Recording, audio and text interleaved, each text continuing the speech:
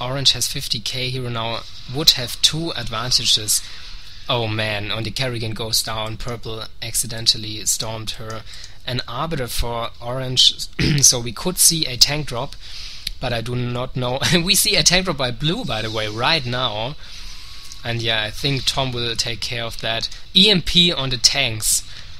That wasn't really necessary. But anyway,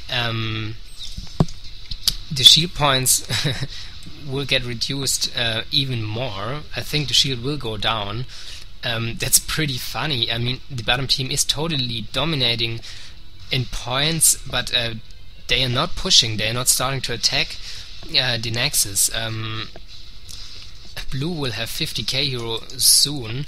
What I actually wanted to say before the tank drop was, oh, and the vessel goes down, I don't know, the Goliath sniped it, oh man.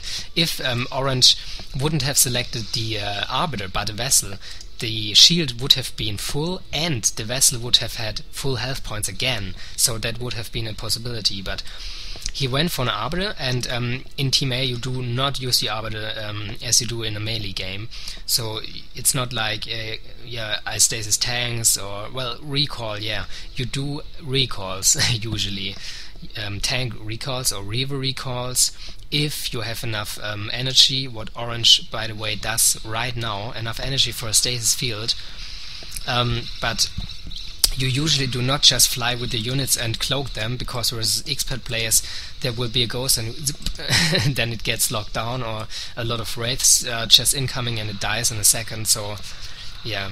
But, well, if you're playing with people who are not so familiar with the map, and the stasis field catching, let's say, only 2 units, but what Blue could do now is to run quickly here to the ground suicide, so he would get 1 observer and all his units would have been gone. Now he didn't, he has to wait. But Red went for suicide, so yeah, the bottom team just isn't pushing at all. They are dominating. You can see here leading in points. Blue is doing well in points. Well, Red is maybe supporting him, so that would be okay. But anyway, the bottom team is back in points, although that doesn't have to be in disadvantage necessarily, because oh, now let's see if Red tries to get the vessel. Tom is uncloaked, by the way, and he's trying to get the Arbiter by the power wall here by the Archons. You won't come through, and bam. Okay, now finally Orange is starting to at least attack the Nexus shield a bit, and yeah, these tanks will go down here, no way.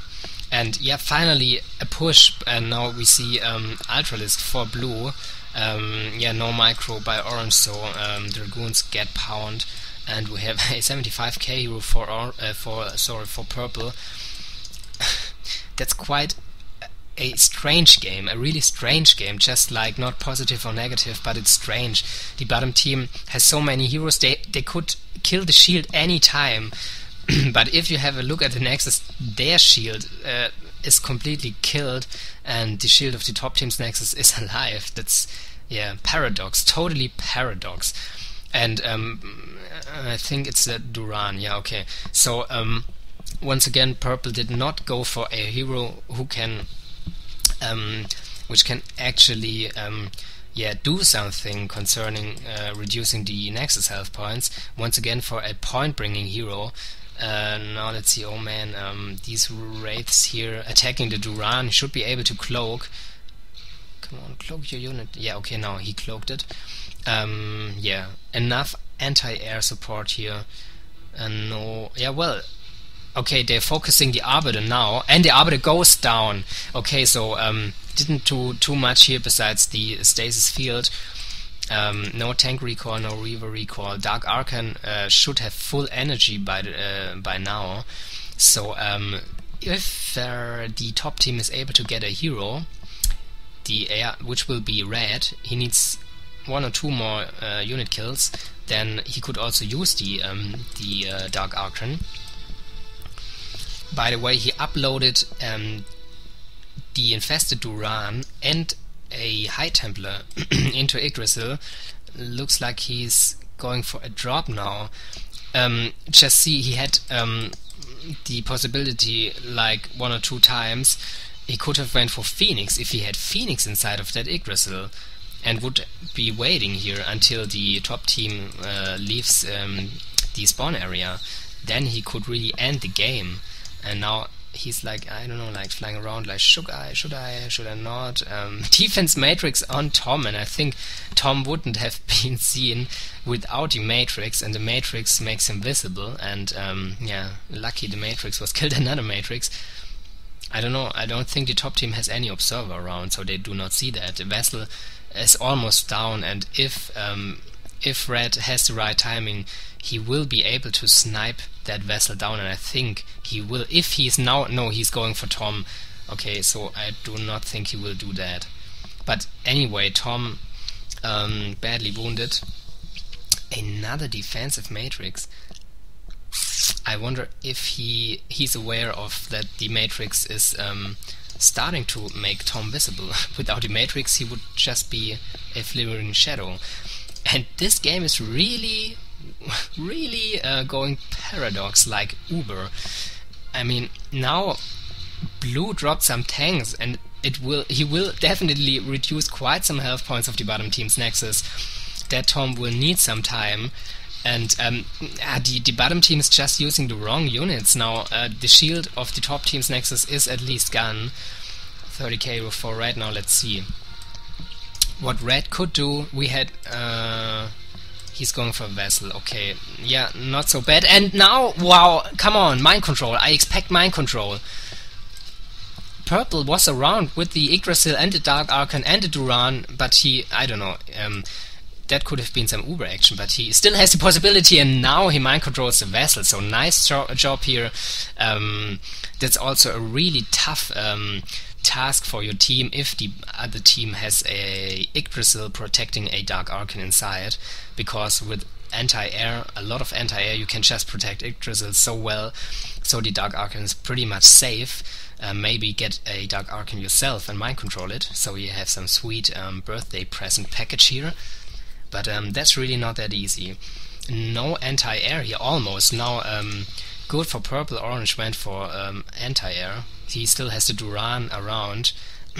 But anyway, yeah, he could at least bring down, he could kill both vessels, but nice, well done here by purple, tricksing both vessels, so they were just able to survive that attack. And what do we have here? A vessel as a 75k hero for blue, so one more vessel, and they actually do not need a vessel because the shield points are already gone. And I think purple went for a combo, but that shows me he is at least familiar with the map a bit, because he did not went with 2 selectors for 2 single Norreds, but he went for a combo, and then he got 3, and now he has 3. And with that kind of of hero selection, the bottom team could end the game like any time, and still it's again blue of the top team who is starting to put some pressure, because he could do a Reaver drop here. Anyway, let's see how this continues. 75k hero for orange, still waiting, and the Norreds will tricks Norreds. One was a bit slower. Oh man, the vessel, I think, he should definitely use the Yggdrasil or one of the vessels here, because, come on, if you see something like that, I mean, he just has to learn it. And now, they are now attack with the Norreds, so so he has a lot of points, vessels around, and if he's now also going for some tanks and some anti-air, his ally maybe for some medics, then they could just do a Uber push, and the top team would not stand a single chance. Now a Lock Wraith left alone here. No, I think Duran might start attacking it anyway. The vessel is out there on its own and will go down. Duran not fast enough in locking the Wraiths. He still has 1 vessel around. The bottom team, I think, could go for a shield maybe. I mean, either they start selecting dangerous heroes and kill the Nexus, or they have to keep the Nexus of themselves, their own Nexus, alive and safe. And then if they select a shield, oh man, now he also lost the second vessel, so now only Yggdrasil around. He has to to fly with his troops here. Some tanks would be excellent here, so air